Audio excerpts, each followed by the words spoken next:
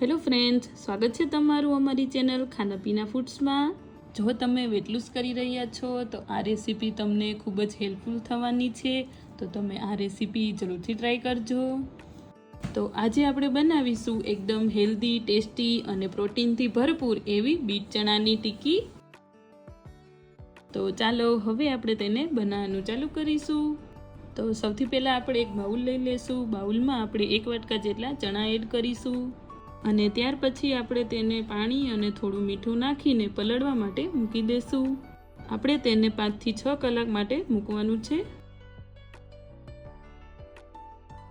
5 થી 6 કલાક જેટલો સમય થઈ ગયો છે, તો હવે આપણે તેને ચેક કરી લેશું।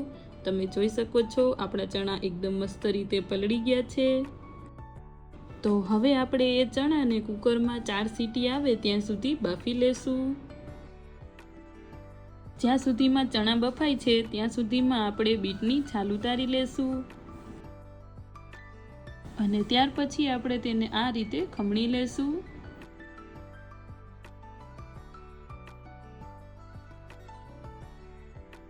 એવી જ રીતે આપણે ડુંગળીને પણ ખમણી લેશું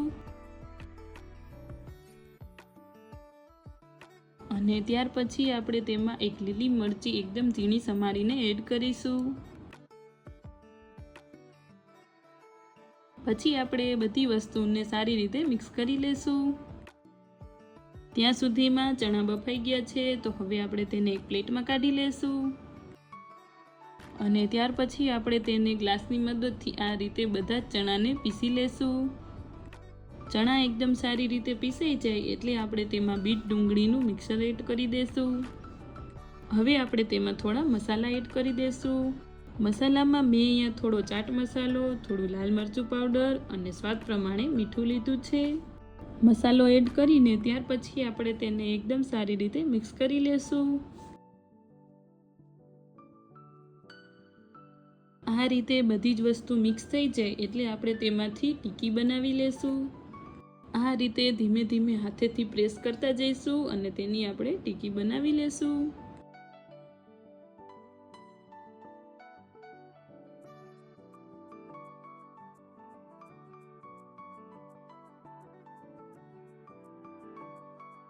એવી જ રીતે આપણે બધી ટિક્કી બનાવી લેશું। હવે આપણે એક તવો લઈ લેશું। તવા ઉપર આપણે 2 ચમચી જેટલું ઘી એડ કરીશું। તમે ઘીની જગ્યાએ તેલનો પણ યુઝ કરી શકો છો, પણ તેલ કરતાં ઘીનો ટેસ્ટ વધારે સારો આવે છે। હવે આપણે બધી ટિક્કીને શેકવા માટે તવા ઉપર મૂકી દેશું। ટિક્કી શેકતી વખતે આપણે ગેસની ફ્લેમને મીડિયમ ટુ લો રાખવાની છે।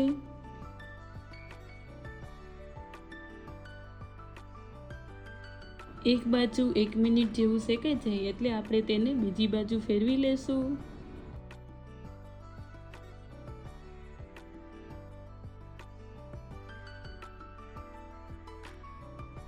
અને એવી જ રીતે આપણે બીજી બાજુ પણ તેને 1 મિનિટ સુધી શેકી લેશું। આ રીતે શેકાઈ જાય એટલે આપણે તેને પ્લેટમાં કાઢી લેશું। તો તૈયાર છે આપણી બીટ ચણાની ટિક્કી। તો હવે આપણે તેને દહીં સાથે પ્લેટમાં સર્વ કરી લેશું। જો તમને દહીં ના ભાવતું હોય તો તમે તેને દહીં વગર પણ ખાઈ શકો। એ દહીં વગર પણ ખૂબ જ સરસ લાગે છે। દહીં મેં અહીંયા થોડું ફેટીને લીધું છે। ત્યાર પછી આપણે તેમાં લીલી ચટણી એડ કરીશું અને હવે આપણે તેમાં થોડો એવો ધાણા જીરું પાવડર એડ કરીશું અને ગાર્નિશિંગ માટે આપણે તેમાં ઉપરથી થોડી ઝીણી સેવ નાખીશું અને તેમાં ચણાની તીખી દાળ એડ કરીશું। તો તૈયાર છે એકદમ હેલ્ધી, ટેસ્ટી અને પ્રોટીનથી ભરપૂર એવી બીટ ચણા ટિક્કીની રેસીપી। જો તમે વેટ લૂઝ કરતા હોય તો તમે એક વખત મારી આ રેસીપી જરૂરથી ટ્રાય કરજો, તમને ખૂબ જ પસંદ આવશે। જો તમને મારી આ રેસીપી ગમી હોય તો વિડીયોને લાઈક, શેર અને ચેનલને સબસ્ક્રાઈબ જરૂરથી કરજો।